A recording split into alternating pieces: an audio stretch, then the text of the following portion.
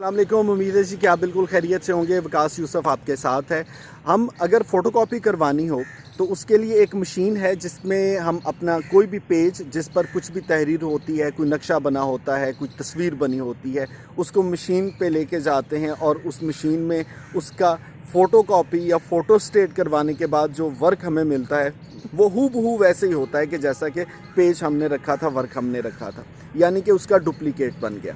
अब बात यह है कि हम इंसानों की ज़िंदगी जो है उसमें भी एक फ़ोटो स्टेट मशीन है और वो फ़ोटो स्टेट मशीन है ये दिमाग। यकीन माने आप सारा दिन जो सोचते हैं, जैसे आपके ख़यालात होते हैं, उन्हीं ख़यालात का अक्स ये ज़िंदगी बन के हमारे सामने आती है।